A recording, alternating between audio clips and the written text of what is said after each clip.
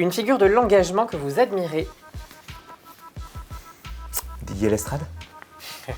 Et moi, j'ai envie de citer Giovanna Rincon, qui est la cofondatrice de l'association Acceptez Transgenre, qui est une femme transgenre, séropositive, migrante argentine à Paris, qui a une vie incroyable et qui se démène pour améliorer les conditions de vie et l'égalité des droits des personnes transgenres en France. Quel monde pour demain? Ce sera un monde plus joyeux, même si le contexte actuel ne l'est pas forcément.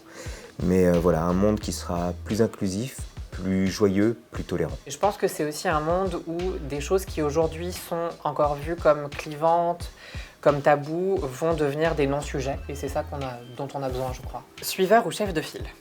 C'est compliqué. C'est très compliqué. J'aimerais être suiveur et je me retrouve parfois, malgré moi, chef de file. Les pieds sur terre ou la tête dans les étoiles?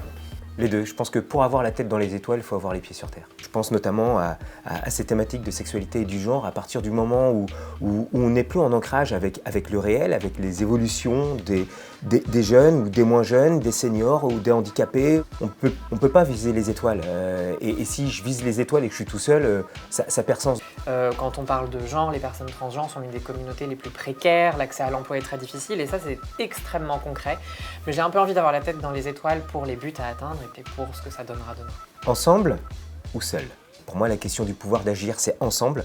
Seul, c'est terriblement difficile de réussir à augmenter ses ressources, à les mobiliser. On a besoin de l'interaction avec les autres. Moi, en tant que chercheuse, je suis très seule. Et je pense qu'il est important aussi d'avoir ces perspectives en fait, individuelles, ces travaux individuels qui rejoignent un mouvement. Un message à la jeunesse. Ne doutez plus et soyez fiers de ce que vous êtes. Ayez conscience que vous avez entre les mains, que vous avez dans la tête, que vous avez aussi dans vos émotions, un pouvoir d'action et un pouvoir de changement qui est énorme.